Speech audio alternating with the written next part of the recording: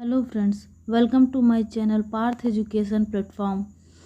जैसा कि आप लोगों को पता है, मुख्य सेविका भर्ती परीक्षा का आयोजन बहुत जल्द यूपी SSC करने वाला है।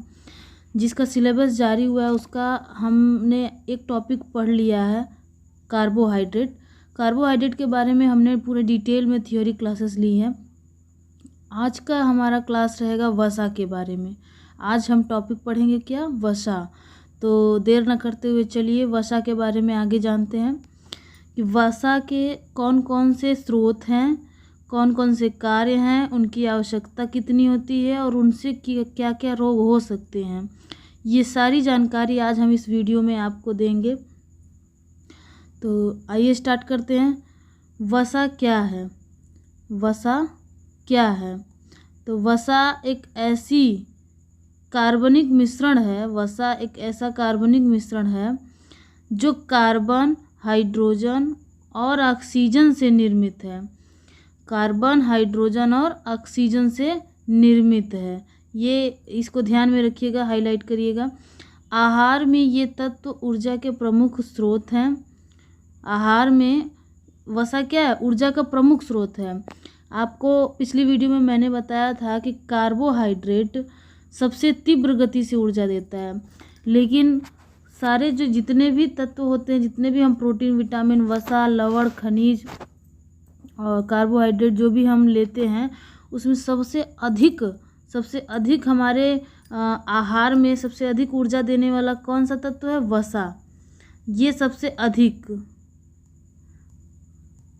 अधिक ऊर्जा वसा से मिलती है हमको।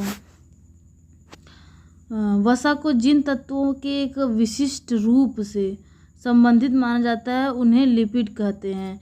ये जो ये कार्बन, हाइड्रोजन और ऑक्सीजन का मिलाप होता है और ये वसा जिस चीज़ से बनता है, वो जो प्रोसेस पूरा होता है उसको हम लिपिड कहते हैं। वसा को ठोस व तरल दोनों रूपों में ग्रहण किया जा सकता है। जैसे हम घी हुआ, तेल हुआ, ये सब तो तरल हुआ, पनीर हुआ, ये ठोस में आ जाएगा। तो इसे हम ठोस और तरल दोनों रूप में ग्रहण कर सकते हैं। सभी तरह की वसा में संतृप्त और असंतृप्त फैटी एसिड का मेल होता है। क्या? सैचुरेटेड और अनसैचुरेटेड फैटी एसिड का मेल होता है। सैचुरेटेड और अनसैचुरेटेड को हम इस तरह से भी समझ सकते हैं कि सुरक्षित, सैचुरेटेड मीन्स सुरक्षित और अनसैचुरेटेड मीन्स असुरक्षित। यानी कि सुरक्षित का मतलब हमने जितना भी मात्रा लिया वो हमारे लिए कंफर्टेबल रहेगा। अनसैचुरेटेड यानी असंतृप्त का मतलब कि हम एक लिमिट में लेंगे, अगर उससे ज़्यादा हमने लिया तो हमारे लिए हानिकारक भी हो सकता है। वसा शरीर के लिए उपयोगी है, किंतु इसकी अधिकता हानिकारक भी हो सकती है। देखिए जो हमने बताया वो यहाँ पे लिखा है कि इसकी अधिकता हानिकारक भी हो सकती है। यह मांस, वनस्पति समूह दोनों प्रकार से प्राप्त होती है। इससे शरीर को दैनिक कार्यों के लिए शक्ति प्रदान होती है। यानी कि कार्बोहाइड्रेट से तीव्र गति से ऊर्जा मिलती है और वसा से हमें क्या, अपने दैनिक कार्यों को करने के लिए एक ऊर्जा, एक शक्ति प्रदान होती है, हमें मिलती है इससे।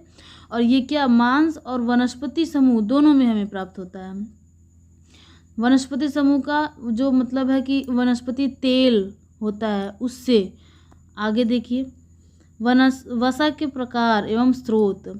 वसा कई प्रकार के हैं। इनमें सैचुरेटेड, अनसैचुरेटेड और पॉली अनसैचुरेटेड वसा प्रमुख है। तो सबसे पहले नंबर पे आइए हम सैचुरेटेड फैट के बारे में पढ़ते हैं। फैट, यहाँ फैट देख के आप लोग समझ गए होंगे कि वसा से ही हमारी फैट में बढ़ोतरी मिलती है, यानी कि वसा से ही हम मोटे होते हैं। तो सैचुरेटेड फैट में क्या क्या शामिल है उसको जान लें। मक्खन, पनीर, दूध, आइसक्रीम और मलाई में प्रचुर मात्रा में पाई जाती है। यानी सबसे अधिक सैचुरेटेड फैट यानी संतृप्त वसा मक्खन में प्राप्त होती है, पनीर में, दूध में, आइसक्रीम में, यानी दूध से बने वस्तुओं में सबसे ज़्यादा सैचुरेटेड फैट मिलता है। इसके अतिरिक्त यह वनस्पति तेल यानी नारियल, ताड़, खजूर में प्रचुर मात्रा में पाई जाती है। अनसैचुरेटेड फैट क्या है? रक्त में कोलेस्ट्रॉल की मात्रा को संतुलित करने में सहायक होती है। अनसैचुरेटेड, यद्यपि इस किस्म की वसा में अधिक मात्रा में कैलोरी पाई जाती है, इसलिए इसका नियंत्रित रूप से ही सेवन करना हितकर है। अनसैचुरेटेड, नाम से ही पता चलता है कि ये असुरक्षित, यानी कि अगर हम उसकी जो लिमिटेशन है उसको अगर हम क्रॉस कर दें, यहाँ पे लिखा है नियंत्रित रूप से ही सेवन करना है, यानी कि उसको एक पर्याप्त मात्रा में ही हमें सेवन करना चाहिए। अगर उससे अधिक हमने अधिक बार और अधिक किया तो हमारे सेवन करने से हमें नुकसान भी पहुंच सकता है। ज़्यादातर वनस्पति तेल, नारियल, ताड़, खजूर को छोड़कर अनसैचुरेटेड वसायुक्त होते हैं, यानी कि ये नारियल, ताड़, खजूर ये आप चाहे जितना खाएंगे बहुत ज़्यादा नुकसान नहीं पहुंचाएगा। लेकिन हम अगर अधिक मात्रा में घी खा लिए, अधिक मात्रा में तेल, अधिक मात्रा में पनीर, तो देखिए हमारे फैट्स, हमारा जो चर्बी है, हमारे शरीर की चर्बी बढ़ने लगती है, हम मोटे होने लगते हैं। यानी कि अगर हम अधिक मात्रा में यूज किए तो हमारे लिए वो असुरक्षित भी हो सकता है। पॉली अनसैचुरेटेड, रक्त में कोलेस्ट्रॉल की मात्रा को कम करने में सहायक है। अगर अधिक हो गया है और उसको कम करना है तो पॉली अनसैचुरेटेड वसा हमें उपयोग करना चाहिए, बशर्ते कि सैचुरेटेड वसा के स्थान पर इनका प्रयोग किया जाना चाहिए। यानी कि अगर कोलेस्ट्रॉल हमारी अगर अधिक हो गई है तो सैचुरेटेड वसा न उपयोग करके पॉली अनसैचुरेटेड हमें वसा का प्रयोग करना चाहिए। जैसे सूर्यमुखी और सोयाबीन के तेल में अनसैचुरेटेड वसा प्रचुर मात्रा में पाई जाती है। शरीर में वसा के कार्य कौन कौन से हैं, आइए उसके बारे में जान लेते हैं। सबसे पहला कार्य ऊर्जा का साधन। वसा से हमें क्या ऊर्जा मिलता है। भोज्य पदार्थों में वसा ऊर्जा का सबसे अधिक संदृढ़ रूप है। वसा का 1 ग्राम 9 कैलोरी ऊर्जा देता है। ये क्वेश्चन बन सकता है मुख्य सेविका में, क्या कि 1 ग्राम वसा में कितने कैलोरी ग्राम ऊर्जा प्राप्त होता है। तो 1 ग्राम में कितना 9 कैलोरी ऊर्जा मिलता है। जबकि कार्बोहाइड्रेट व प्रोटीन का 1 ग्राम लगभग 4 कैलोरी होता है। कार्बोहाइड्रेट भी हमने बताया था कि 1 ग्राम बराबर 4 कैलोरी ऊर्जा मिलता है। शरीर में ऊर्जा का संग्रह नहीं हो पाया हो तो हमें हर थोड़े समय पश्चात ऊर्जा के लिए भोजन की आवश्यकता होती है, और उस भोजन में सबसे अधिक पर्याप्त मात्रा में वसा शामिल होता है।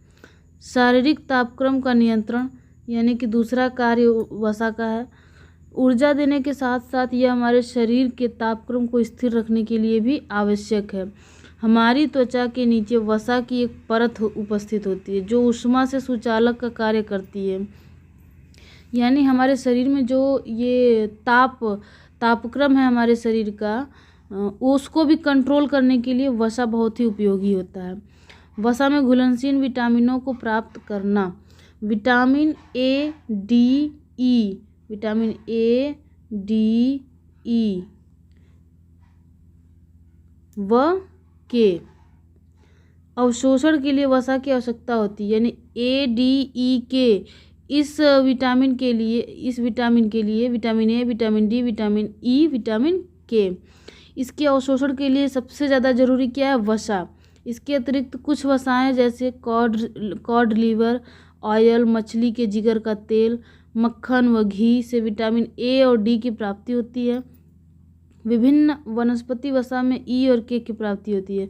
यानी वसा में हमें विटामिन भी मिलता है। वसा तो है ही एक ऊर्जा का स्रोत, और ऊर्जा के स्रोत में विटामिन्स भी मिलते हैं जो हमारे शरीर के मरम्मत के लिए काम आते हैं, हमारे शरीर का ख्याल रखने का काम आता है। विटामिन से हमारे शरीर का जो मरम्मत ही हो सकता है, उससे हमारे शरीर का प्रोटीन की तरह लाभ नहीं होता है। चौथा पॉइंट है आवश्यक वसा अम्लों का प्राप्त करना। वसा में कुछ आवश्यक वसीय अम्ल उपस्थित होते हैं जैसे लिनोलिक, लिनोलेनिक, आर्कोडेनिक अम्ल। ये तीनों नाम याद रखिएगा कि वसा में कौन कौन से अम्ल प्राप्त होते हैं, लिनोलिक, लिनोलेनिक व आर्कोडेनिक। पांचवा पॉइंट है कि कोमल अंगों की रक्षा करना। वसा शरीर में विभिन्न नाजुक अंग जैसे वृक्क या गुर्दे, हृदय व तंत्रिका तंत्र को गहीनुमा रचना देकर बाहरी धक्कों से बचाता है। यानी किसी भी पार्ट के ऊपर थोड़ी चर्बी अगर जम गई, चर्बी है यानी वसा है, तो बाहरी जो चोट होता है वृक्क, गुर्दे, हृदय तंत्रिका तंत्र में जो भी अगर धक्का लग रहा है, चोट लग रहा है, तो वो एक सुरक्षा प्रदान करता है हमारे अंगों का। छठा पॉइंट है कि प्रोटीन की बचत। वसा शरीर की प्रोटीन की बचत करती है। यदि शरीर में वसा की कमी होती है तो ऊर्जा प्रोटीन से ली जाती है, जिससे प्रोटीन अपना मुख्य कार्य नहीं कर पाएगा। इस तरह वसा प्रोटीन की बचत करता है।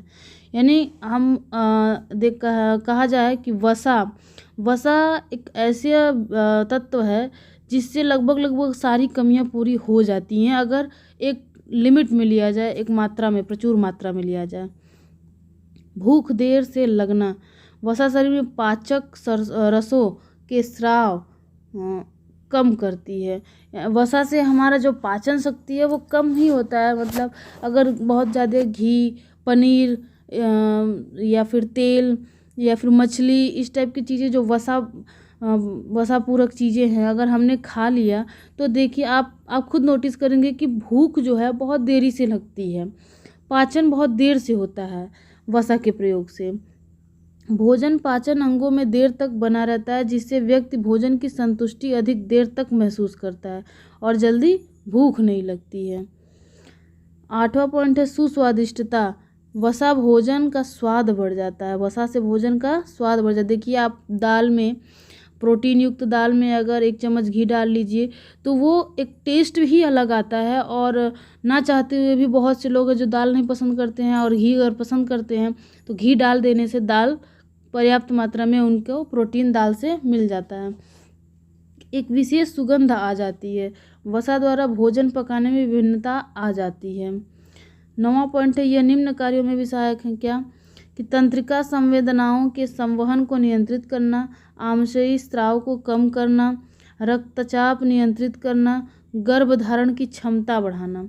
वसा से देखिए सबसे इम्पोर्टेंट पॉइंट है ये, गर्भधारण हमारे मुख्य सेविका के सिलेबस में है और ये वसा भी है। यानी ये एक पॉइंट बन सकता है, एक क्वेश्चन बन सकता है कि गर्भधारण की क्षमता के लिए निम्न में से भोजन के कौन से घटक की आवश्यकता पड़ती है।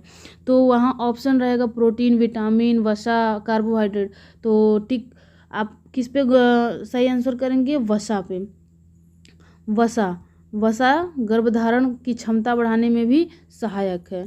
वसा की आवश्यकताएं कौन कौन सी हैं उसको बारे में भी थोड़ा हम कुछ जान लें। वसा की आवश्यकता मनुष्य की ऊर्जा की आवश्यकता पर निर्भर होती है।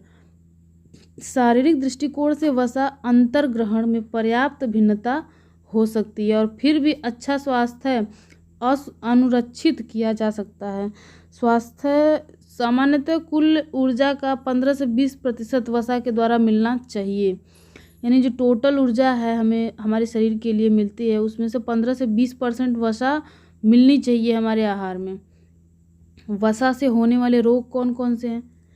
वसा से होने वाले रोग जो है ये क्वेश्चन आपका मुख्य सेविका में ज़रूर आएगा, क्योंकि रोग के बारे में भी एक टॉपिक अलग से है और उसमें इन वसा से होने वाली रोगों के बारे में भी उस टॉपिक में लिखा हुआ है।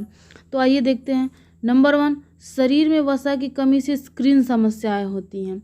दूसरा, शरीर में वसा की कमी से बाल झड़ना एक कारण है, प्रमुख कारण है। समझिए, बाल जो झड़ता है वो वसा की कमी से भी झड़ता है। वसा की कमी से हार्मोन्स असंतुलित होता है। हार्मोन्स असंतुलित होगा यानी बाल वगैरह झड़ेंगे या फिर बहुत ज़्यादा उग भी सकते हैं अगर बिगड़ गया मात्रा कम या ज़्यादा। शरीर में वसा की कमी से थकान महसूस होगा। शरीर में वसा की कमी से इम्यूनिटी कमज़ोर होगी। देखिए कोरोना टाइम में घर पे लोग रह के घी और ऑयली चीज़ें खा खा के देखिए कैसे फैट्स बढ़ गए थे, और यही कारण है कि भारत में कोरोना में बाकी देशों की अपेक्षा लोग कंट्रोल कर पाए अपने आप को और कोरोना से बच पाए। कोरोना हुआ भी तो ठीक हो गए, मृत्यु दर कम रही क्योंकि हमारी इम्यूनिटी मजबूत थी। और किस कारण? वसा, प्रोटीन, विटामिन। यहाँ पे भारत के लोग वसा टाइप के लोग वसा मतलब ज़्यादा यूज करते हैं। आगे, वसा के अधिकता से होने वाले रोग। तो वसा के अधिकता से चर्बी बढ़ती है। आपको मैंने वीडियो के स्टार्टिंग में ही बताया कि वसा मीन्स चर्बी समझिए। पेट की जो चर्बी चाहे किसी भी पार्ट की चर्बी जो बढ़ती है वो वसा के कारण ही होती है। वज़न बढ़ता है, लोग मोटे होते हैं। फिर बढ़े वज़न के कारण इससे जुड़ी हुई बीमारियां जैसे डायबिटीज़, हृदय रोग, दमा, आर्थराइटिस आदि की आशंका भी बढ़ जाती है।